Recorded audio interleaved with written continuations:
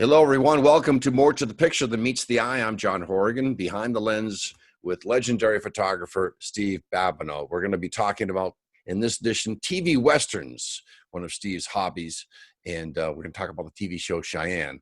Now, Babs, nearly 50 years of iconic snaps of all sorts of NHL, Major League Baseball, NBA, rock concerts, baseball cards, hockey cards, magazine covers, and more. A lot of rock and roll, including Neil Young and Pearl Jam. And in this episode, we're going to be talking about Westerns. So welcome, Steve Babineau. Babs, how you doing? Good, bud. How are you? Nice to see you again. Nice seeing you.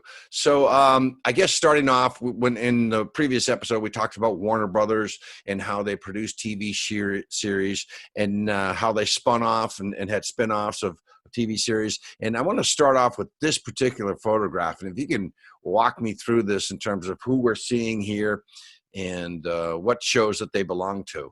This is the famous Warner Brother Cowboys here. It's on the back lot. This was a postcard that I acquired from a collector back in the day, and it clearly shows you all the Warner Brothers television shows.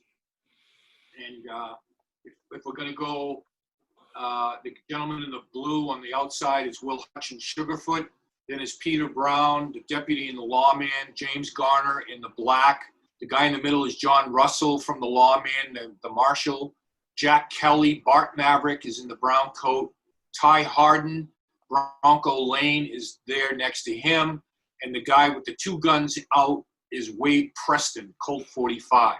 And the thing that's kind of strange about this photo is it originally was issued without the gentleman on the left standing.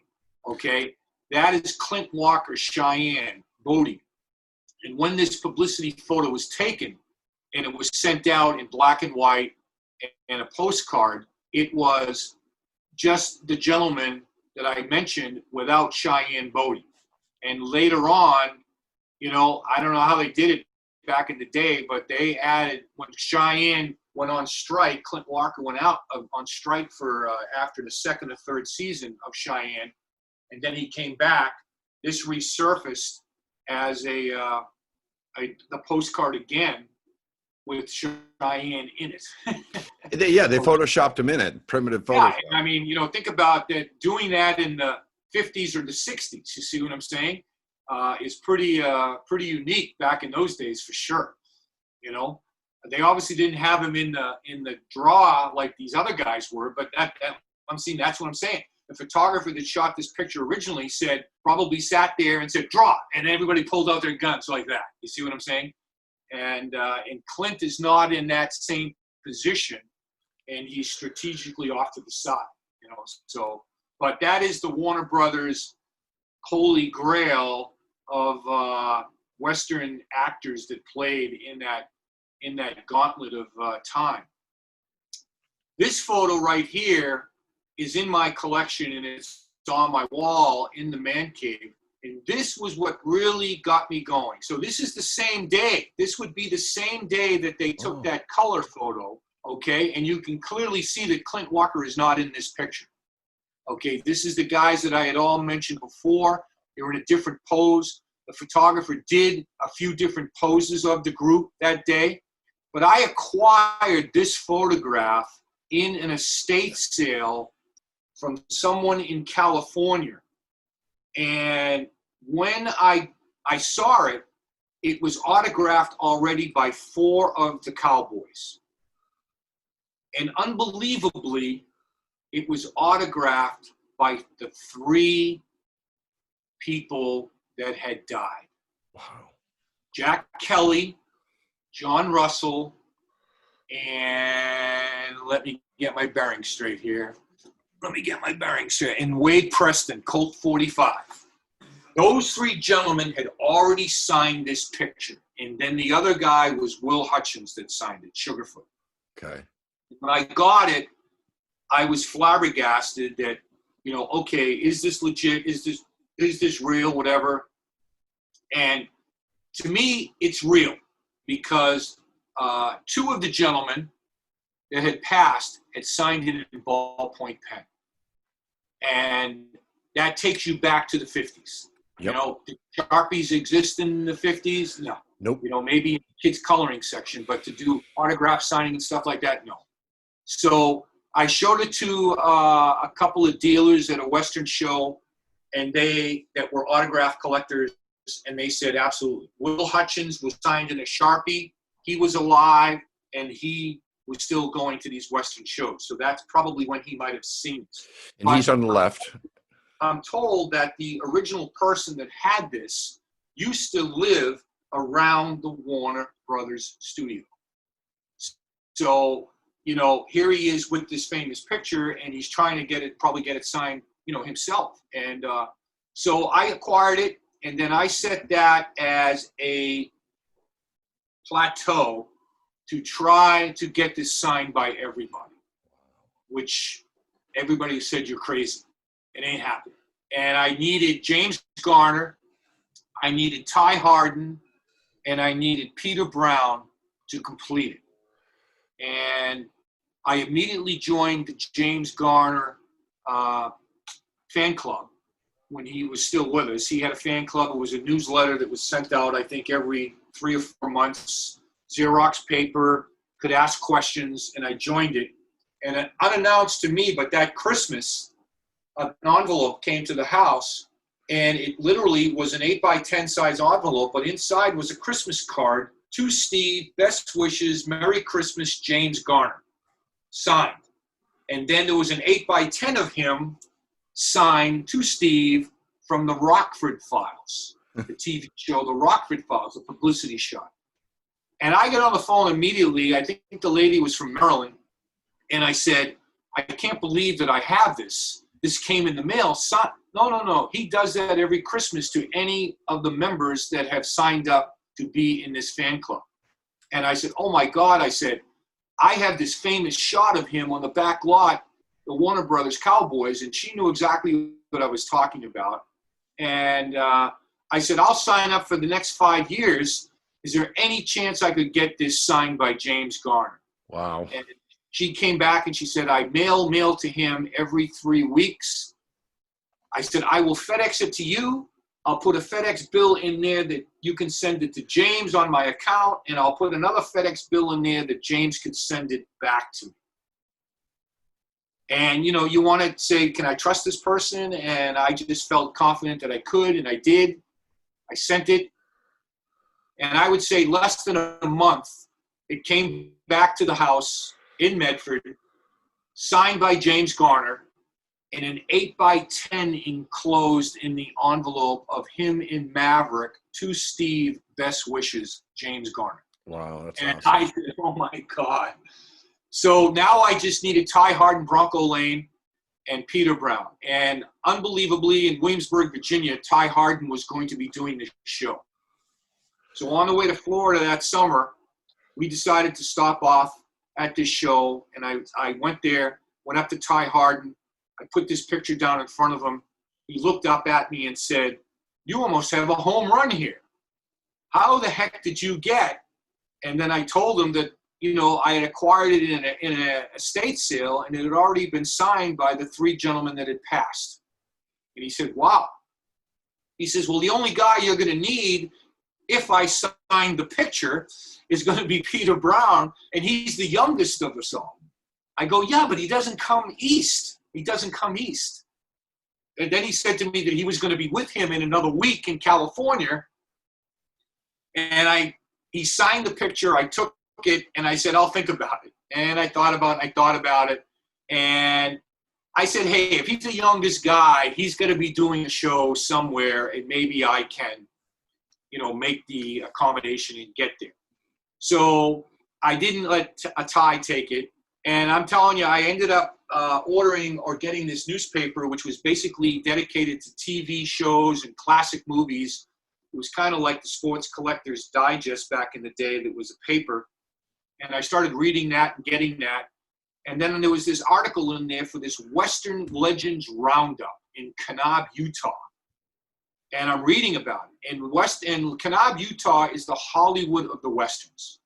When I ended up going out there, it was clearly defined that there was 150 movies filmed in Kanab, Utah.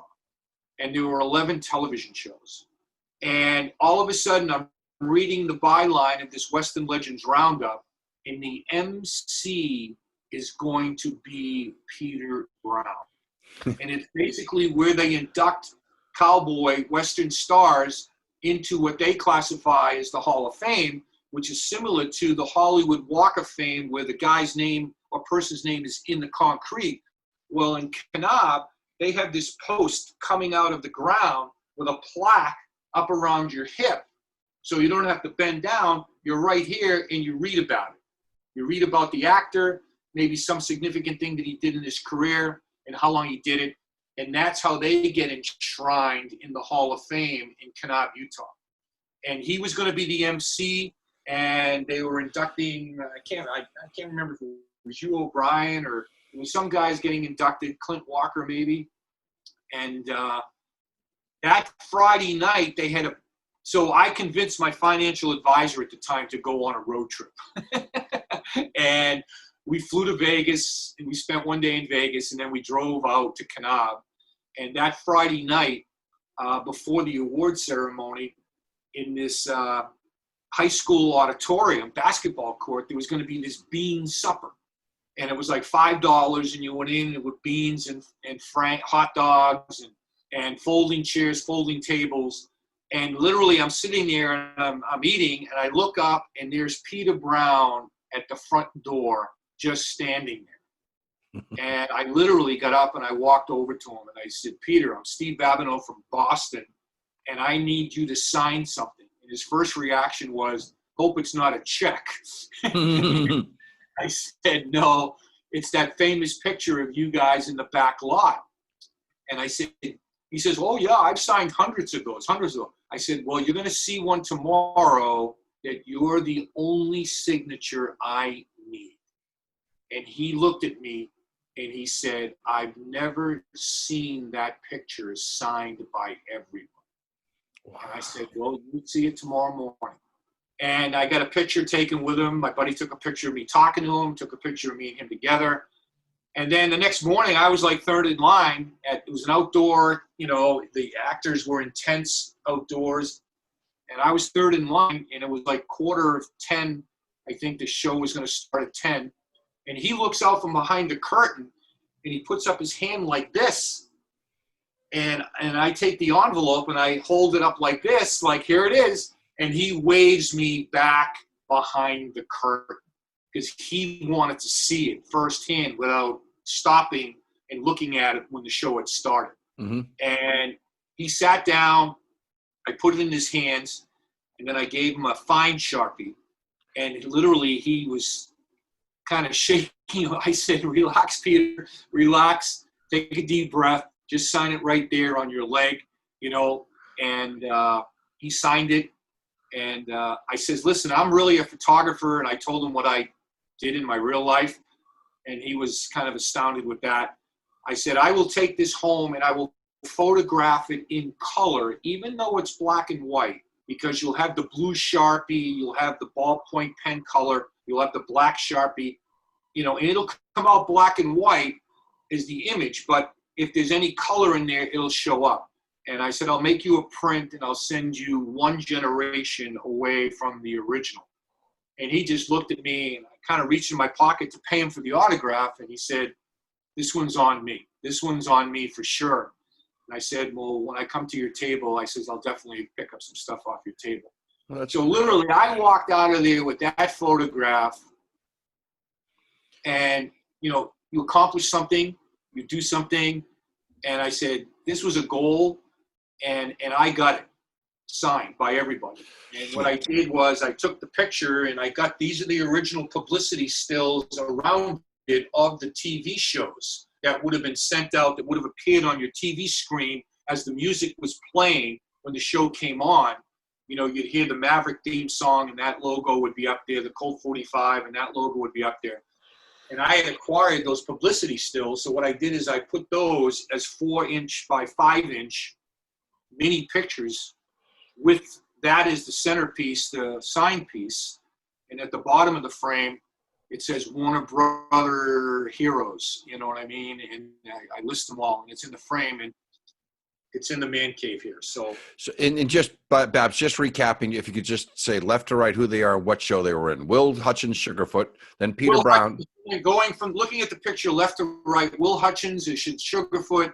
That is, I'm going to stand up here just to look at it because it's on the wall. Yep. Peter Brown, Deputy and the Lawman. Next, Jack Kelly, Bart Maverick, Ty Harden, Bronco Lane, James Garner, Maverick.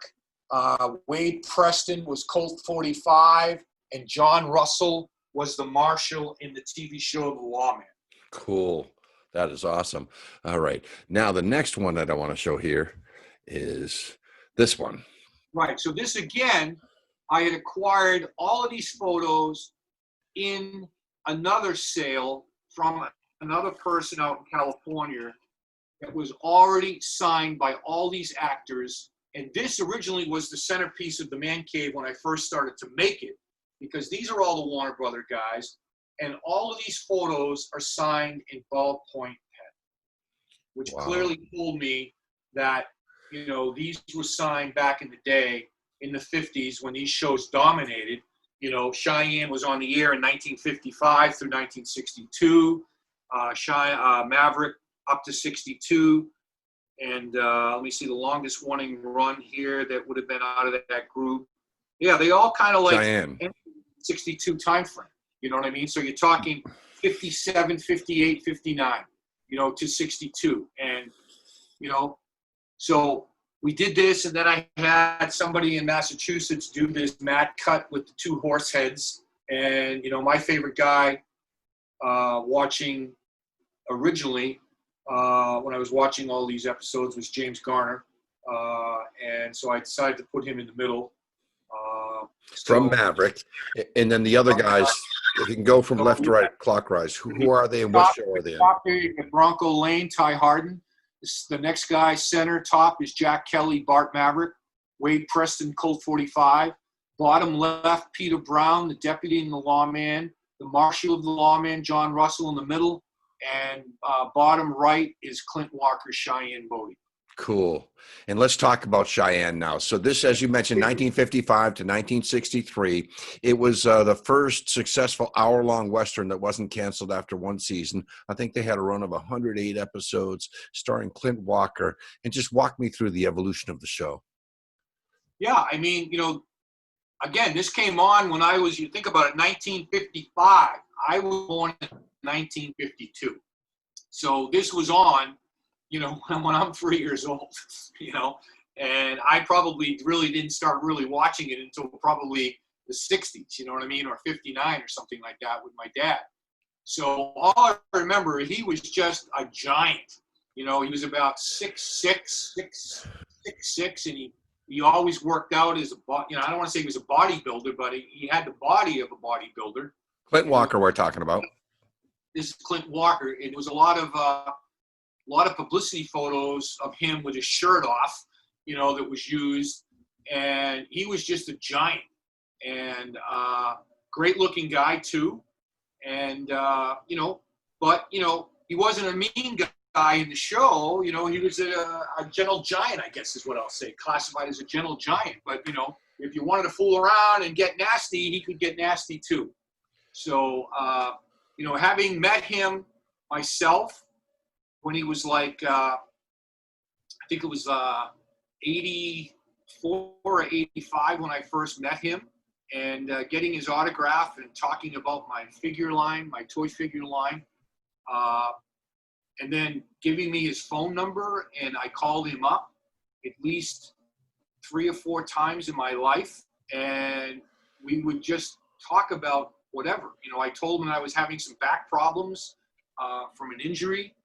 And he started giving me all these ideas on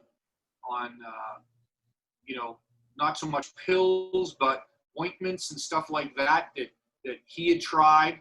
And, you know, I felt like I was talking to a doctor one night when I was talking to him about things. But, you know, he knew I was in the sports business. We explained that. And, you know, he was wondering about travel and the changing of times, you know, from 35 millimeter cameras and lenses, and so he was interested in what I was doing, you know what I mean, and it was really, you know, spectacular spectacular to actually get into a working agreement where he gave me permission. You know, I remember bringing my first figure, which was Will Hutchins, Sugarfoot, to a show, and I walk up to his table, and he's like 86 years old, and I start to pull the Sugarfoot figure out of a brown paper bag, and he like looks at it and says, "That's Sugarfoot." And I said, "Yeah." And then he looked at me dead in the eyes, and he said, "Can you make one of those of me?" And I said, "Yeah." And he had a very, very active website. There he is with his shirt off. Look at him, towering over that girl. You know what I mean? And, you know, and we got into a phone call relationship, and he signed the base plates for the figure that I sell, and, you know, compensated him for his autograph, compensated him for figures being sold, and, you know, got into a unbelievable scenario there. Yeah, let's talk about his career with Cheyenne. Let's talk first about his contract negotiations and what show that spawned, and then talk about the skiing accident. Well, you know, he, like I said, Cheyenne, according to my notes, ran from 55 to like 62. Correct. And 107 episodes. And, you know, he went on, after 3 seasons of Cheyenne and the popularity of the show and the demands of the show, he kind of balked at the studio and left the studio for, you know, a few years. And 1 year, basically, 1.5 years, I think. And, you know, then they filled in with the Sugarfoot show and the Bronco show, and kind of like made that the Cheyenne show. Spin-offs, and I don't want to say spin-offs, but, you know, they created these other shows that were filling the time slot of when Cheyenne would run and fill in that void when he was away. And then when he came back after renegotiating his contract, you know, the Sugarfoot show was dropped, and then it came back with him doing some episodes, and it was called the Cheyenne show. So Bronco would come up as part of the Cheyenne show. Sugarfoot would come up as part of the Cheyenne show.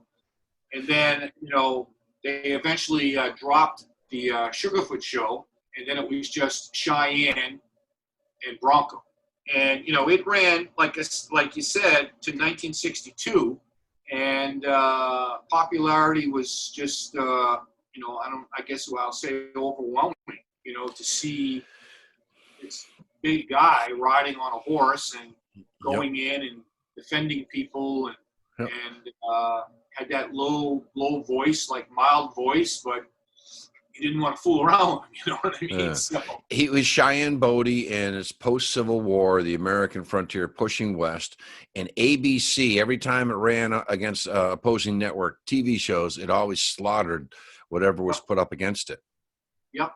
I mean, merchandise was out, you know, lunch boxes and toy holsters and coloring books and stuff like that. And unfortunately, you know, for those actors back in the day, you know, working at those studios, you know, in some cases they were filming 2 or 3 episodes a week, you know, and their contracts didn't have or would be written that, you know, merchandise was part of the deal, you know. So, you know, Clint, I think, had Clint and James Garner kind of were in the same thing. They were very, very popular, and, you know, they started to look at the movie aspect of it, where, you know, they could make a movie and probably make, you know, a lot more money on the movie. Right. And, you know, I know that he had gone out and done a couple of movies. Clint Walker had done some movies. James Garner did the same thing. He left the studio, you know, after during Maverick in the second year as well. Right. In fact, he appeared, Babs, on Cheyenne. Garner did originally, didn't he? Yeah, I mean, maybe a guest appearance. Well, he appeared in Cheyenne as a military officer, not not as Maverick. And that's where they saw him in that episode, and then, I auditioned or gave him the opportunity. But he was a military officer, James Garner, in a Cheyenne episode. And so, yeah, and he went on to be a star in his own right, as you mentioned in Maverick. Absolutely, Maverick. Then he left that and then went into the movies, and he did the movies where he was multiple movies. I've got another room here that's just got James Garner's movie posters in it. Maybe sometime we'll do a show with that as the backdrop. But Babs, we have like 3 minutes to go, and just finishing out on Clint Walker and your relationship, which was fabulous. Talk about the incredible skiing accident and how he survived. Because he lived to the age of 91. Yeah, no, I mean, I don't know what film he was doing or what show he was doing. I know he was doing a show. They attempted to do another TV show where he was in the Yukon or something like that. But supposedly, he was on these skis and he was going down a hill, and somehow wasn't he on a ski lift, Babs? And did he fall off a ski lift? Probably happened, but somehow the pole pierced him in the heart. It literally went through his chest, and he was pronounced dead.